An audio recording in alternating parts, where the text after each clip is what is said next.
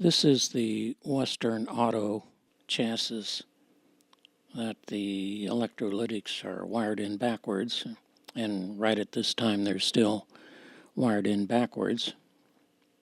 But I also found out that both IF cans, both primaries of each IF can, were open.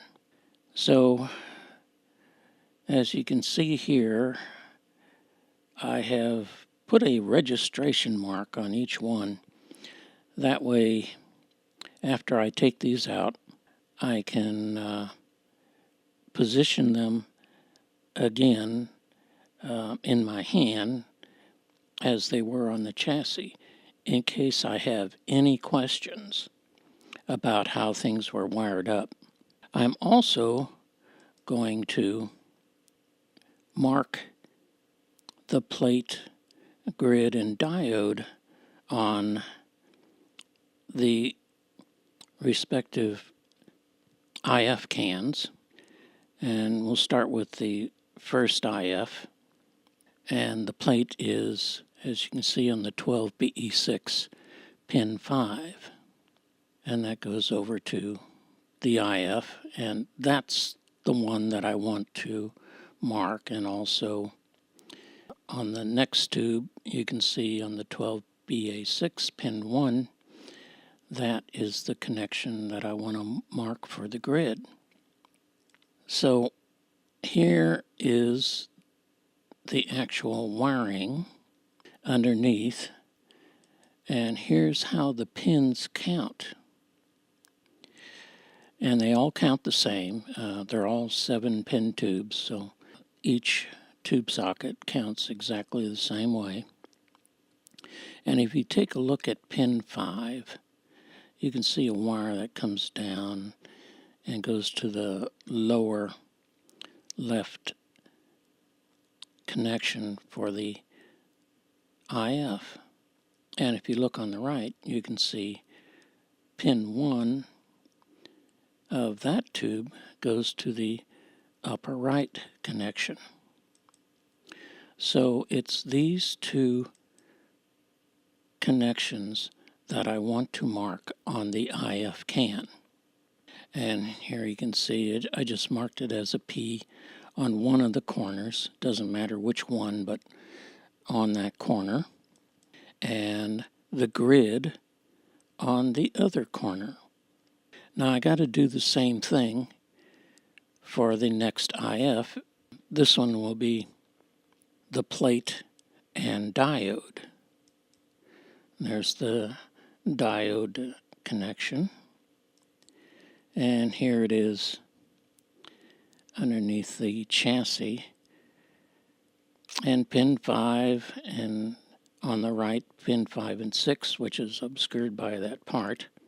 So these are the two connections that I need to mark on this IF can, plate and D for diode.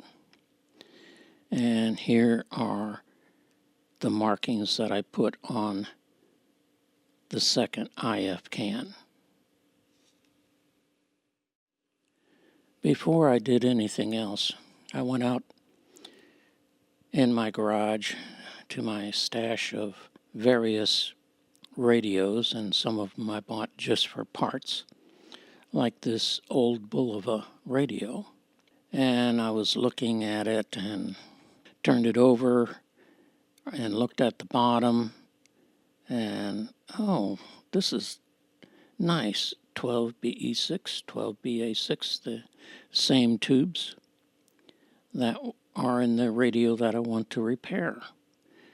So the IF cans will be the right substitute for what I have.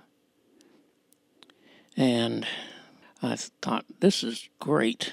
And I also took a look at the wiring diagram, and I said, well, this should work, until I opened it up.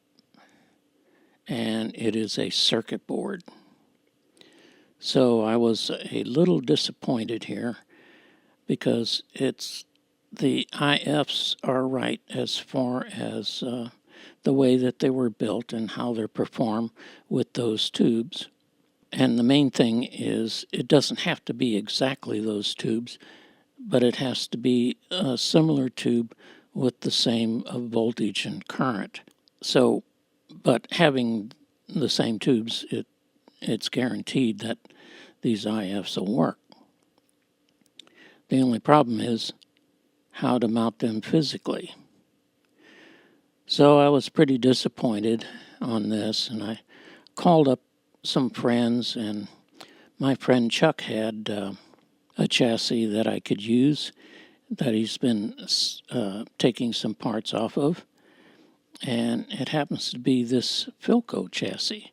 He'd already taken the speaker and transformer off of it, and that looks pretty good. These will mount on that Western Auto chassis, and they also are of the 12BE6 and 12BA6. So that's good. In other words, those IF cans are designed for those tubes. So here's the underneath of that small chassis, and what I didn't bother about trying to unsolder those here on the new ones. What I did was I just went ahead and cut the wires and pulled them off. Now this is the second IF, and what I want to point out here is there's 2 extra connections here. But when I looked at the wiring diagram, I thought we can still use this even though the configuration is different. As far as the plate and diode, I can still use this. Those 2 connections are connected to some capacitors, and we just won't use them. And here's the wiring diagram of that particular radio. And if you take a look at the second IF, you can see the secondary. It's got 3 capacitors on it. Well, I don't care about the bottom 2 capacitors. We are not going to use those 2 connections, and this IF can should work just fine. And just like before, I marked the plate and grid of the first IF and the plate and diode of the second IF. And like I said, I just cut them out. I'll clean off those pins later. This is the chassis that I want to fix, and you can see that I have unsoldered one of the wires. And here's a short video on what I used to carefully take that wire and unsolder it from the old IF. Okay, if I had a large glob of solder here, I would use this solder sipper. Basically, it's a plunger thing here, like that, and you'd get the solder hot and in liquid, and then you'd go and it'd suck it right up. But there's not a whole lot of solder on that circuit. So what I'm going to use is solder wick. Get that in there. It's a braided copper. Let me get some out here so you can see. And what you do is, I have to do this from a distance, so it's a little harder to do.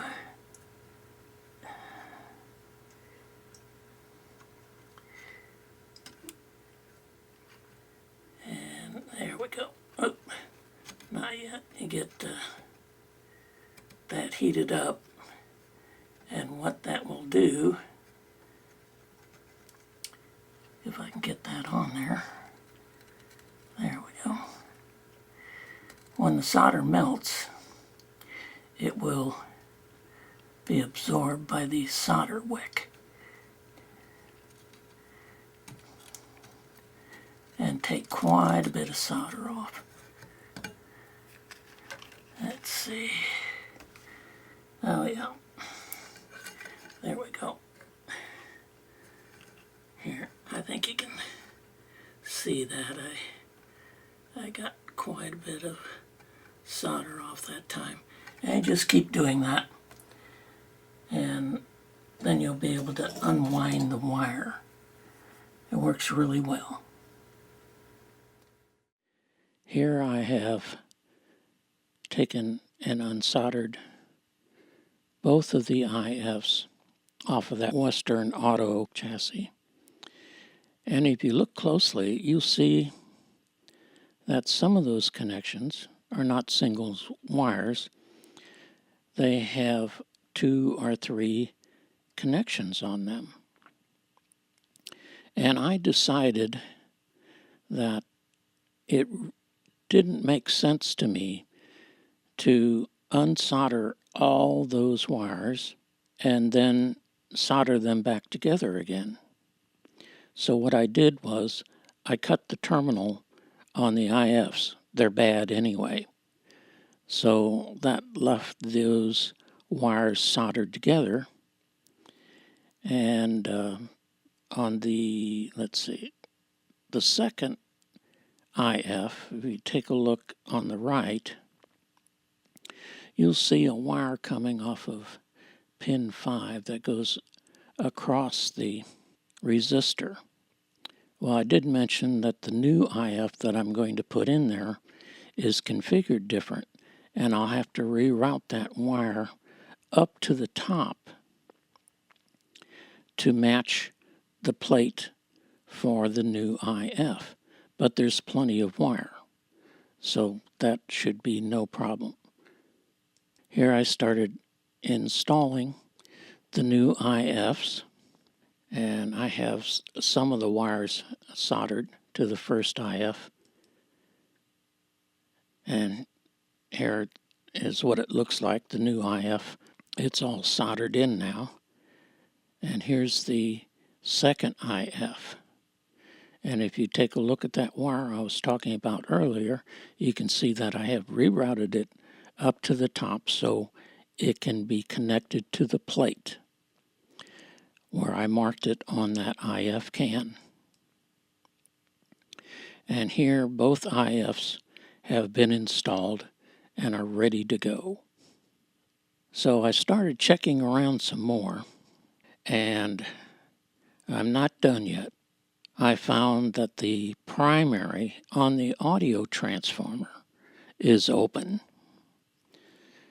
So I went back to the Bulova radio because it has an audio transformer that will work. This Western Auto 35C5 in it, and the Bulova has a 50C5. And the only difference between the two tubes is the filament voltage, which I don't care about.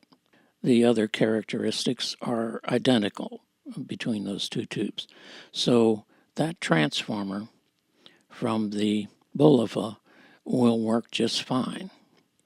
And here I've taken it out, and I have ohmed out everything before I did anything else to make sure that it's a good transformer.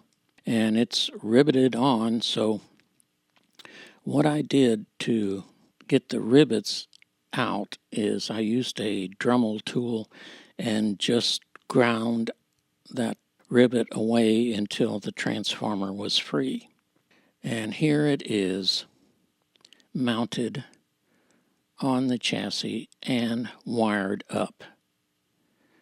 So now we are ready to test this out, and I'm going to, or I did, bring up the voltage very slowly, making sure that everything is correct and I don't have, any high current anywhere. And if you take a look over at the right, you can see a red alligator clip, and the one in the back is black. It's kind of very hard to see, but that's my antenna loop, because I didn't get the antenna with this chassis. So that's my antenna, 2 alligator clip leads clipped together. And now it's time to bring up the voltage on this radio. So you always want to look at how much amplification is going to be needed to over the top of the impairment in order for the person to be able to hear and understand better. By the way, for the month of September,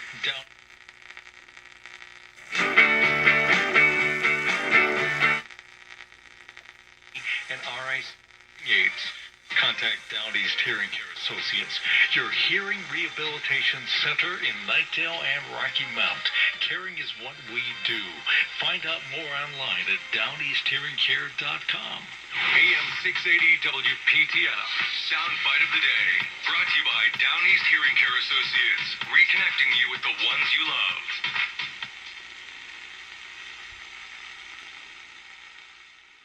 Thanks for watching.